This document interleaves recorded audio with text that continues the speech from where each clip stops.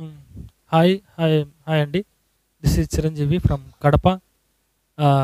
ఈరోజు మీకు ప్రైవేటీకరణ గురించి చెప్తాము. ఇది ఆర్థిక సంస్కరణలు అనే పాఠం నుంచి మనం నేర్చుకుందాం. సో, ఇందులో భాగంగా మనము యాక్చువల్‌గా 1991లో పారిశ్రామిక తీర్మానం వచ్చింది.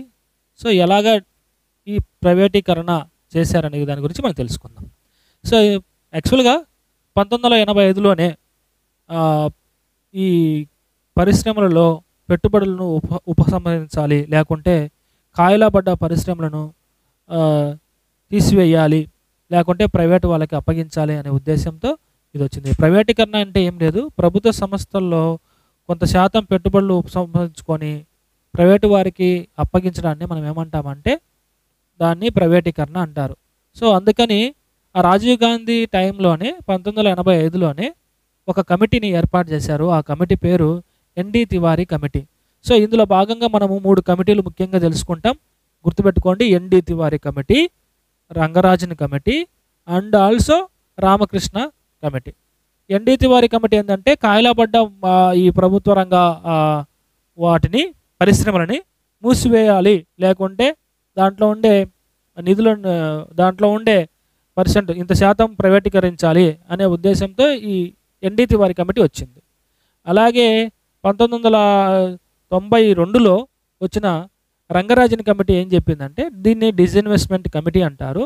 దీంట్లో పెట్టుబడులు ఎంత శాతం ప్రభుత్వ రంగంలో ఉపసంహరించాలి అనే విధానాన్ని కూడా చెప్పింది. సో, ఆ నిధులను వేటికి కేటాయించాలని కూడా చెప్పింది. సో, అలాగే మనము రామకృష్ణన్ కమిటీ కూడా చూసుకున్నట్లయితే రామకృష్ణ కమిటీ కూడా డిస్ఇన్వెస్ట్‌మెంట్ కమిటీ కిందకి వస్తుంది. ఇది 1996లో వచ్చింది. ఈ కమిటీ ఈ ప్రభుత్వ రంగ సంస్థలని రెండు విభాగాలుగా విభజించి ఒకటి వ్యూహాత్మక సంస్థలని, ఒకటి వ్యూహాత్మక కాని సంస్థలని. వ్యూహాత్మక సంస్థలలో ఎంత శాతం పెట్టుబడులను మనము ఉపసంహరించాలి, వ్యూహాత్మక కాని సంస్థలలో ఎంత శాతం పెట్టుబడులను ఉపసంహరించాలి, ఎంత శాతం డిస్ఇన్వెస్ట్‌మెంట్ చేయాలి అని ఇది చెప్పింది. సో, టోటల్‌గా మనం చూసుకున్నట్లయితే 1985 నుంచి మనం ఇప్పుడు ప్రస్తుతానికి 2018-19 వరకు ఎంత నిధులు సేకరించారు ఈ పెట్టుబడుల ఉపసంహరణ వలన లేకుంటే డిస్ఇన్వెస్ట్‌మెంట్ వలన ఎంత శాతం నిధులు సేకరించారు పబ్లిక్ సెక్టార్ యూనిట్స్ కిందకి ఇది వస్తుంది. సో, చూసినట్లయితే 1985లోనే రాజీవ్ గాంధీ హయాంలోనే ప్రైవేటీకరణ చేయాలని ఒక సిద్ధాంతం బయలుదేరింది. ఆ టైంలో సో, ఎన్‌డీ తివారీ కమిటీ 1885లో సికా అని ఒక చట్టం తీసుకొచ్చారు. ఎన్‌డీ తివారీ కమిటీ ఏం చేసిందంటే ఒక సికాని యాక్ట్ చేయండి, రాజ్యాంగంలో చట్టం చేయండి. ఆ చట్టం ద్వారా మనం ఏం చేస్తామంటే పెట్టుబడుల్ని మనము ఉపసంహరించాలి. అలాగే కాయలబడ్డ వాటిని మనం మూసేయాలి. అట్లా ఉండే ఉద్యోగస్తులను ఏం చేయాలో లేకుంటే దానికోసం BIFR board of industrial finance and reconstruction ఒకటి ఏర్పాటు చేసి దాని ద్వారా ఎంత అమౌంట్ కలెక్ట్ చేసింది.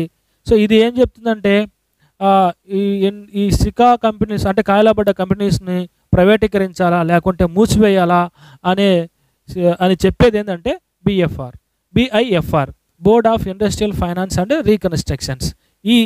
ఇది కాయలబడ్డ సంస్థలని ఏమైనా ప్రైవేటీకరిస్తే ఏమన్నా మనకు నిధులు వస్తాయా, లేకుంటే మూసివేస్తే ఏమైనా నిధులు వస్తాయా అని ఇది చెక్ చేసి తర్వాత దీని ద్వారా మనము ప్రైవేటీకరించడమో లేకుంటే ఇంకొకటి లేకుంటే మూసివేయడమో జరుగుతుంది. సో, అలాగా ఈ 2002లో ఈ సికా ఏమైపోయిందంటే కంపెనీ అమెండ్మెంట్ యాక్ట్ కిందకి కన్వర్ట్ చేశాను. ఈ సికా పేరుని కంపెనీ అమెండ్మెంట్ యాక్ట్గా 2002కి మార్చారు. అలాగే BFIRని 2003లో NCLTగా మార్చారు. నేషనల్ కంపెనీస్ లా ట్రిబ్యునల్ 2003లో సికా 2002లో సికాని కంపెనీ అమెండ్మెంట్ యాక్ట్ అంటారు. అలాగే CAA BIFRని NCLTగా నేషనల్ కంపెనీస్ లా ట్రిబ్యునల్ 2003లో దీన్ని ఇట్లా మార్చారు. సో, ఇందులో భాగంగా ఎన్‌డీ తివారీ కమిటీ ఇంకా ఏం సూచించిందంటే గోల్డెన్ సేక్ హ్యాండ్ స్కీమ్ అనే ఒకటి తీసుకొచ్చింది. అంటే ప్రభుత్వ రంగ సంస్థల్లో పనిచేస్తున్న ఉద్యోగులు స్వచ్ఛందంగా విరమణ చేసుకుంటే వాళ్ళకి కొన్ని బెనిఫిట్స్ ప్రభుత్వం రంగ సంస్థల నుంచి పొందుతారనమాట. అంటే ఎక్కువ పెన్షన్ ఇవ్వడం కానీ, లేకుంటే ఎక్కువ అమౌంట్‌ని ఇవ్వడం గానీ చేస్తారనమాట. ఇది చేయడం వల్ల ఏం చేస్తాను, ముందుగానే నేను రిజైన్ చేసి వెళ్ళిపోతాలేండి. ఎందుకు ఇది అలాగా మూసిపోయేలాగా అంటే కాయలా పడిపోయేలాగా ఉంది. లాస్‌లో వస్తుంది కదా అని చెప్పేసి కొంతమంది వచ్చి స్వచ్ఛందంగా వచ్చి వాళ్ళు రిజైన్ చేసి వెళ్ళిపోయేవాళ్ళనమాట. సో, ఆ పద్ధతిని మనం ఏమంటామంటే గోల్డెన్ షేక్ హ్యాండ్ స్కీమ్ అంటాం. గోల్డెన్ షేక్ హ్యాండ్ స్కీమ్ అంటాం. అలాగే ఎగ్జిట్ పాలసీ కూడా దీంట్లో తీసుకొచ్చారు. ఈ ఎగ్జిట్ పాలసీలో ఏం తీసుకొచ్చారు అంటే కాయలబడ్డ ప్రభుత్వ రంగ సంస్థలను మూసివేయడాన్నే ఎగ్జిట్ పాలసీ అంటారు.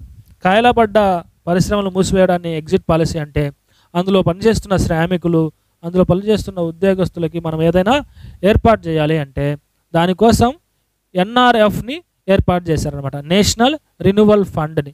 ఈ ఫండ్ ద్వారా శ్రామికుల సంక్షేమం కోసం ఖర్చు పెట్టేవాళ్ళు. సో, 1992లో ఎన్ఆర్ఎఫ్ని స్థాపించి అలాగే ఎగ్జిట్ పాలసీని అప్లై చేశారు. ఈ ఎగ్జిట్ పాలసీ ద్వారా కాయలబడ్డ పరిశ్రమలన్నీ కూడా మూసివేయడం జరిగింది. ఈ మూసివేసిన వాటికి వచ్చిన శ్రామికులు, నిరుద్యోగులైన శ్రామికులకు వాళ్ళ సంక్షేమం కోసం 1992లో సుమారుగా 2200 కోట్ల రూపాయలతో ఎన్ఆర్ఎఫ్ని స్థాపించారనమాట. సో, ఈ 2200 కోట్లు 2200 కోట్ల రూపాయలతో ఎన్ఆర్ఎఫ్ను స్థాపిస్తే ఈ ఎన్ఆర్ఎఫ్ ద్వారా ఈ శ్రామికులకి ఆ డబ్బును ఖర్చు చేసేవాళ్ళు వాళ్ళ సంక్షేమం కోసం, అలాగే ప్రభుత్వ రంగ ఆధునీకరణ కోసం కూడా చేసేవాళ్ళు. సో, తర్వాత మనకి ఈ ఎన్ఆర్ఎఫ్ అంటే ఏంటంటే జాతీయ పునర్జీవన నిధిని ఏర్పాటు చేస్తారు. దీన్ని 2000 సంవత్సరం ఆగస్టులో రద్దు చేయడం జరిగింది. ఎందుకు రద్దు చేశారయ్యా అంటే వచ్చిన ఈ ఫండ్ అంతా కూడా మూసివేయబడిన తర్వాత ఈ వచ్చిన ఈ డబ్బులంతా కూడా నిరుద్యోగుల సంక్షేమానికి సరిపోతుంది, కానీ అదే నిరుద్యోగులైన శ్రామికుల సంక్షేమాని కోసమే సరిపోతుంది. సో, అలా చూసినట్లయితే మనం చాలా లాస్లో పోతామని చెప్పేసి మళ్ళీ ఈ 2000 సంవత్సరం ఆగస్టులో దీన్ని రద్దు చేయడం జరిగింది. తర్వాత వచ్చిన కమిటీ ఏంటంటే doctor C Rangarajan committee disinvestment committee అంటారు. ఇది 1992లో స్థాపించారు. అంటే పారిశ్రామిక విధాన తీర్మానం జరిగిన మరుసటి సంవత్సరంలోనే ఈ డిస్ఇన్వెస్ట్మెంట్ కమిటీని స్థాపించారు. దీనికి అధ్యక్షుడు రంగరాజన్ గారు. 1993 ఏప్రిల్లో దీన్ని నివేదిక ఇచ్చారు. ప్రభుత్వ రంగానికే కేటాయించిన ప్రభుత్వ రంగ సంస్థల్లో 49% డిస్ఇన్వెస్ట్మెంట్ చేయాలని, ఇతర ప్రభుత్వ రంగ పరిశ్రమలో 74% డిస్ఇన్వెస్ట్మెంట్ చేయాలని ఈ సి రంగరాజన్ కమిటీ సూచించింది. ఎంత శాతం అంట? ప్రభుత్వ రంగానికి సంబంధించిన ప్రభుత్వ రంగ కంపెనీల్లో 49%. అంటే కొన్ని ఉంటాయి కదా, ఆయుధాల తయారీ, యురేనియం తయారీ, రైల్వేసు, ఇవన్నీ కూడా ప్రభుత్వ రంగానికి సంబంధించిన వాటి కంపెనీలో 49% పెట్టుబడులు ఉపసంహరించుకోండి. వాటిని ఆ 49% ప్రైవేటీకరించుకోండి, ప్రైవేట్ వాళ్ళ పెట్టుబడులు ఆహ్వానించండి అని చెప్పేసి చెప్పిందనమాట. ఇతర ప్రభుత్వ రంగ పరిశ్రమలో అయితే 74% వరకు మీరు పెట్టుబడులను ఆహ్వానించుకోండి, దీన్ని ప్రభుత్వ సంస్థలని ఆధునీకరించుకోండి అని చెప్పేసి చెప్పింది. రంగరాజన్ ప్రకారము బహిరంగ వేల పద్ధతి ద్వారా బహిరంగంగా వేలమేసి పెట్టుబడులని ఆహ్వానించండి, ప్రైవేట్ వాళ్ళని ఆహ్వానించండి. ఎవరు ఎక్కువైతే అమౌంట్ టెండర్ వేసుకుంటారో వాళ్ళకి ఈ అవకాశం కల్పించమని ఈ రంగరాజన్ కమిటీ సూచించారనమాట. టెండర్స్ని పిలుస్తారు. టెండర్స్ వాళ్ళు ఏం చేస్తారంటే ఎవరైతే ఎక్కువ అమౌంట్ వేసుకొని టెండర్స్ పాడతారో ఆ అమౌంట్ని మనము వేరే మౌలిక సదుపాయాల కల్పన కోసం, లేకుంటే ఆధునీకరణ కోసం, ప్రభుత్వ రంగ సంస్థల ఆధునీకరణ కోసం ఉపయోగిస్తాం అన్నమాట. సో, తర్వాత వచ్చిన కమిటీ రామకృష్ణ కమిటీ. ఇది కూడా డిస్ఇన్వెస్ట్మెంట్ కమిటీ 1996 ఆగస్టులో వచ్చింది. 1992లో సి రంగరాజన్ కమిటీ, 1985లో ఎన్డి తివారీ కమిటీ అండ్ 1996లో రామకృష్ణ కమిటీ. ఈ కమిటీ 1999లో ప్రభుత్వ రంగ సంస్థలను 2గా విభజించింది. వ్యూహాత్మక సంస్థలని, వ్యూహాత్మక కాని సంస్థలని. వ్యూహాత్మక సంస్థలు అంటే ప్రభుత్వ రంగానికి చెందిన కంపెనీస్.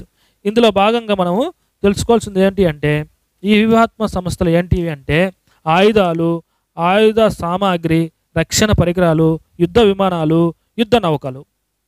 ఇంకా వ్యూహాత్మక కాని సంస్థలు ఏంటంటే ఇతర ప్రభుత్వ రంగ సంస్థలని వ్యూహాత్మక కాని సంస్థలు అంటారు. వ్యూహాత్మక సంస్థలు అంటే గుర్తుపెట్టుకోండి, ఆయుధాలు, ఆయుధ సామాగ్రి, రక్షణ పరికరాలు, యుద్ధ విమానాలు, యుద్ధ నౌకలు. మొత్తానికి గాను రక్షణ రంగానికి సంబంధించినవన్నీ కూడా వ్యూహాత్మక సంస్థలు అని అంటారు. సో ఈ వ్యూహాత్మక సంస్థల్లో 49% డిజిన్వెస్ట్మెంట్ చేసుకోమని, వ్యూహాత్మక కాని వాటిని అంటే ఇతర ప్రభుత్వ రంగ సంస్థల్లో 49 నుంచి 74% మీరు డిజిన్వెస్ట్మెంట్ చేసుకోమని చెప్పారు. ఈ ఈ రామకృష్ణ కమిటీ ఈ సూచన మనకి ఇచ్చింది.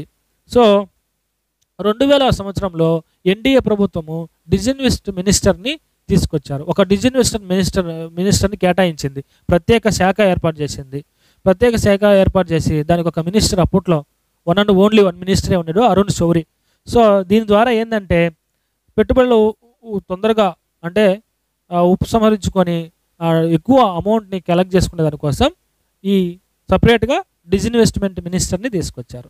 సో పెట్టుబడుల సంబంధించిన నిధులు వచ్చేసి మౌలిక సదుపాయాల కల్పన కోసం 75%, అలాగే ప్రభుత్వ రంగ ఆధునీకరణ సామర్థ్యాన్ని ఆధునీకరించే దానికోసం 25% ఈ వచ్చిన నిధుల ద్వారా ఖర్చు పెట్టేవాళ్ళు. సో 2005లో ఎన్ఎఫ్ఐని స్థాపించారు. అంటే జాతీయ నిధిని ఏర్పాటు చేశారు. 2007 అక్టోబర్లో అది అమల్లోకి వచ్చింది. సో ఇప్పుడు మనము 1991 2019 వరకు డిజిన్వెస్ట్మెంట్స్ ద్వారా కలెక్ట్ చేసిన అమౌంట్ ఎంత అంటే సో 4,30,962.63 కోట్లు. ఇది ఇంపార్టెంట్. 4,30,962 కోట్లు. ఈ డేటా మాత్రం మీరు గుర్తుపెట్టుకోవాల్సిందే. సో ఈ నిధిలో దీన్ని కలెక్ట్ చేసుకుంటూ వస్తారన్నమాట. సో ఇప్పుడు మనం 1991 మొట్టమొదటిసారిగా ఇది టార్గెట్ వాల్యూ 2,500 కోట్లు టార్గెట్ అనుకుంటే దానికి వచ్చింది 3,037 కోట్లు. 2011-12లో 40,000 కోట్లకు టార్గెట్ పెడితే 13,994 కోట్లు వచ్చింది. 2012-13లో 30,000 కోట్లు టార్గెట్ పెడితే 23,957 కోట్లు వచ్చింది. 13-14లో 40,000 కోట్లు టార్గెట్ పెట్టుకుంటే 15,819 కోట్లు వచ్చింది. 14-15లో 43,425 కోట్లు టార్గెట్ పెట్టుకుంటే 24,349 కోట్లు వచ్చింది. 15-16లో 69,000. ఇక్కడ నుంచి గుర్తుపెట్టుకోండి, మ్యాక్సిమం ఇక్కడ నుంచి వచ్చి అడిగే దానికి ఛాన్సెస్ ఉన్నాయి కాబట్టి చివరిగా 15-16లో 69,500 కోట్లు, 23,997 కోట్లు అది వచ్చింది యాక్చువల్గా. ఇది టార్గెట్ పెట్టుకుంది. ఎంత టార్గెట్ పెట్టుకున్నారు డిజిన్వెస్ట్మెంట్ కోసం 2015-16లో అంటే 69,500 కోట్లు టార్గెట్ పెట్టుకుంటే 23,997 కోట్లు వచ్చింది. 2016-17లో 56,500 కోట్లు టార్గెట్ పెట్టుకుంటే 46,246 కోట్లు వచ్చింది. 17-18లో 1,00,000 కోట్లు టార్గెట్ పెట్టుకుంటే 1,56,90 కోట్లు వచ్చింది. ఇది అడ్వాన్స్డ్ ఎస్టిమేషన్. 80,000 కోట్లు టార్గెట్ పెట్టుకున్నారు. సో 83,523.13 కోట్లు వచ్చింది. ఇది డేటా అప్డేటెడ్ డేటా 17-18, 16-17, 18-19. ఇవి 15 నుంచి ఈ 18 వరకు మీరు రాసుకోండి, అవసరం లేదు. లేకుంటే 1991-92లో కూడా ఒకటి రాసుకోండి. స్టార్టింగ్ పొజిషన్ ఇది. సో ఇది మనకి మొత్తానికి ప్రైవేటీకరణ ద్వారా సేకరించిన నిధులు. దాని ప్రకారం మనము దాని ప్రకారం మనం ఏం చేస్తామంటే నేర్చుకోవాలి. ఈ డేటా గుర్తుపెట్టుకోవాలి మీరు. సో ఇందులో భాగంగా 3 కమిటీలు గుర్తుపెట్టుకోవాలి. ఒకటి Tiwari committee, Rangarajan committee and Ramakrishna committee. ప్రభుత్వ రంగ సంస్థలకు 49% గుర్తుపెట్టుకోవాలి. ప్రభుత్వ రంగం కానీ ఇతర సంస్థలు, ప్రభుత్వ రంగంలోనే ఇతర సంస్థల కోసం 74% డిజిన్వెస్ట్మెంట్ కోసం ఖర్చు చేశారు. సికా యాక్ట్ వచ్చేసి సికా యాక్ట్ 1985. అలాగే సికా యాక్ట్ని దాన్ని తీసుకొచ్చి కంపెనీ అమెండ్మెంట్ యాక్ట్ కింద 2002లో మార్చారు. సో బిఎఫ్ఐఆర్ని ఎన్సిఎల్టీగా 2003లో మార్చారు. ఇది గుర్తుపెట్టుకోండి. ఎగ్జిట్ పాలసీ అంటే కాయలబడ్డ సంస్థలను మూసివేయ విధానాన్ని ఎగ్జిట్ పాలసీ అంటారు. గోల్డెన్ షేక్ అంటే ఏంటంటే ప్రైవేటీకరించి అంటే ఎవరైతే ప్రభుత్వ రంగ సంస్థల్లో లాసెస్ వస్తున్న ప్రభుత్వ రంగ సంస్థల నుంచి స్వచ్ఛందంగా పదవి విరామణ కోరుకుంటారో వాళ్ళని మనం అలాంటి పద్ధతిని మనం ఏమంటామంటే గోల్డెన్ షేక్ హ్యాండ్ స్కీమ్ ద్వారా వాళ్ళు రిజైన్ చేసి వెళ్ళిపోతారు.